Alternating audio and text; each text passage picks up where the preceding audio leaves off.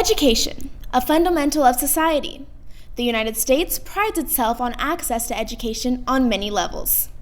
One would think the world's leading country would have the highest test scores and graduation rates. Well, we don't. According to BBC, we don't even rank in the top 20 in math and science scores. Why is that? Why aren't we the leading students of the world as we so hope to be? We will take a look at that and more on The World Tonight.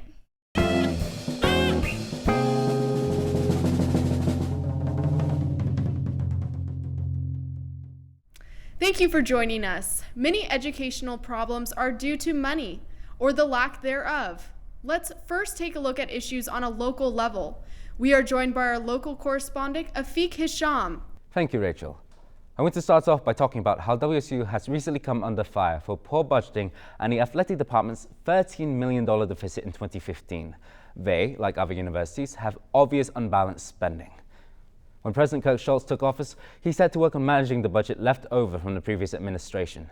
He reinstituted a formalized budgeting process, which is crazy that we weren't using one before. How does construction fit into the budget? Schulz said, quote, "We can no longer build new buildings without a comprehensive funding plan in place, and we cannot rely on university reserves to make up for funds that haven't been clearly identified," end quote. He's talking about the buildings sprouting up all around campus and how we can't afford to pay for them.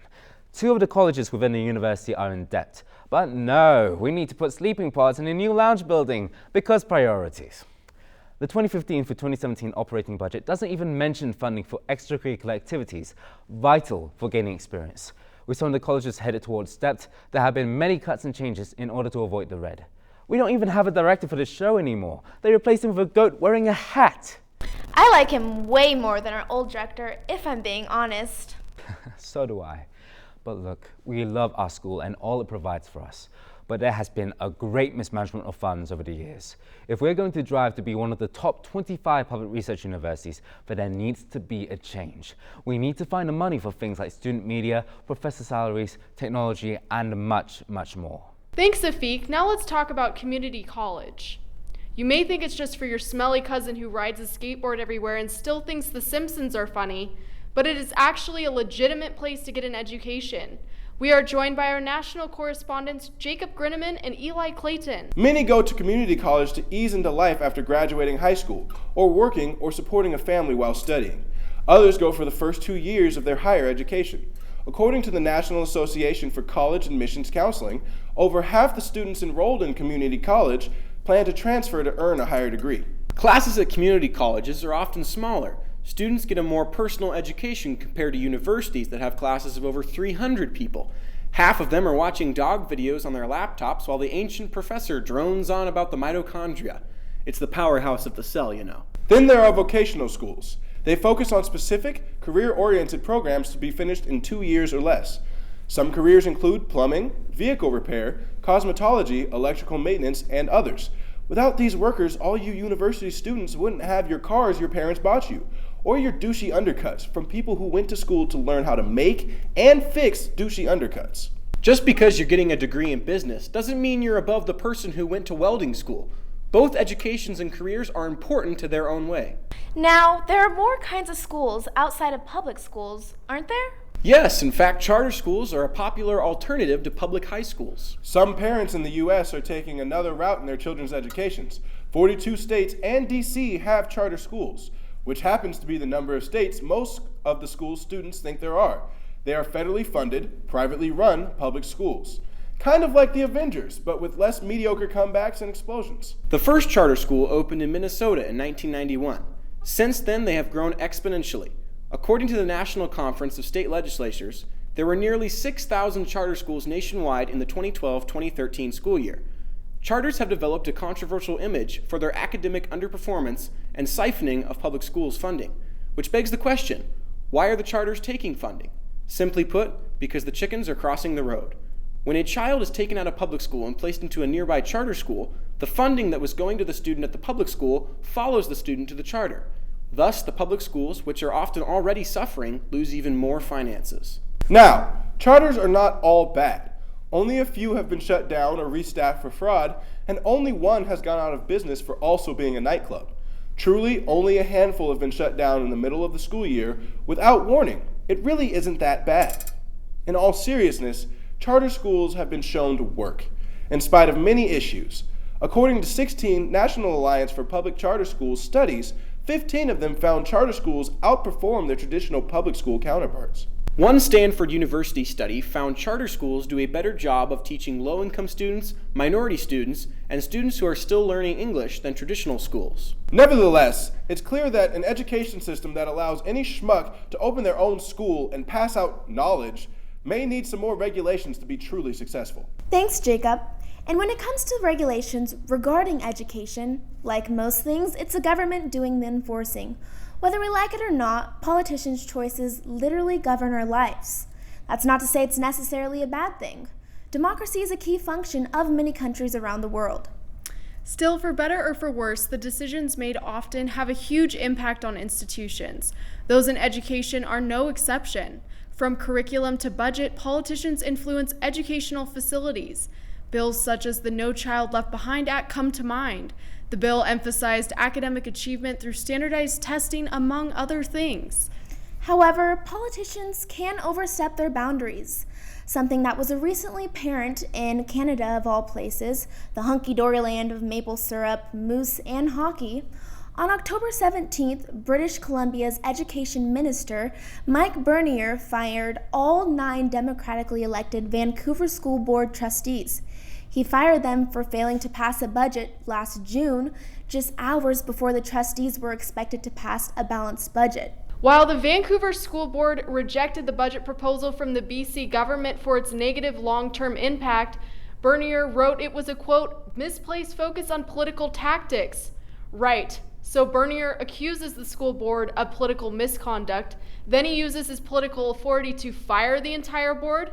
Makes sense, but hey, that's none of my business. In their place, the BC Education Ministry appointed one of its own employees, Diane Turner, as an official trustee to replace the board for 1 year. Some of the locals are understandably concerned about the appointment. They argue it gives the ministry more power in shaping local education, potentially allowing them to tailor it to their own agendas. It's like a real-life version of Harry Potter and the Order of the Phoenix, with all the education politics but none of the wizarding charm. All in all, this incident is an example of those placed in positions of authority overruling democracy. This is all the more reason why people in the U.S. must inform themselves of the candidates running in state and federal elections. Now, over to our Common Core expert, Chris Ryder. Chris? Thanks, Majestic. The Common Core State Standards Initiative, commonly called Common Core, is an educational initiative that details what K-12 students should know in English language arts, literacy, and math at the end of each grade. The whole point of Common Core is to ensure that students are ready for higher education or the workforce after high school. It was developed by the state education chiefs and governors of 48 states. They released standards for English language arts and math in 2010, and today 42 states and the District of Columbia are members of the Standards Initiative. Minnesota only uses the English language arts standard, and 7 states don't use any Common Core standards at all. Why haven't some states adopted Common Core if it's so widely accepted? Well, let's look at the states who haven't adopted it first. Oklahoma, Texas, Virginia, Alaska, Nebraska, Indiana, and South Carolina haven't adopted the initiative on a statewide level. If I had to pick 7 states that don't want to read and I couldn't include West Virginia, Mississippi, and Arkansas, it would be those exact 7 states. As for West Virginia, Mississippi, and Arkansas, sorry. But getting back to Common Core's potential problems, without delving into the specifics, it's not that hard to see why there are some possible issues. According to the National Center for Education Statistics, there are over 50 million K-12 students in public schools in the U.S., and these 50 million students live in 50 entirely different states with entirely different cultures, workforces, and schools. So why should we be forcing all of our kids into the same educational box? Students are going to have different educational needs regardless of where they live. Trying to force them to jump through the same hoop just doesn't seem right. Who are some people who oppose Common Core? Teachers, parents, and students. Many teachers say they were left out of the process entirely and the standards are too heavy-handed.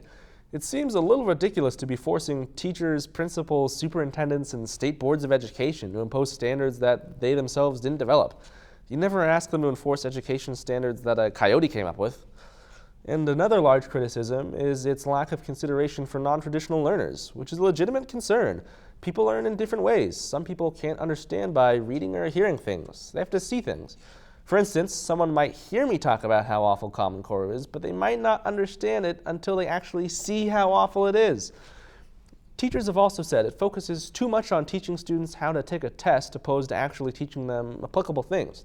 Your boss at Subway won't care if you remember the Pythagorean theorem or how to properly use an MLA citation, but he will definitely care if you're using dandruff instead of Parmesan on a sandwich. But Chris, aren't education standards an important thing to have?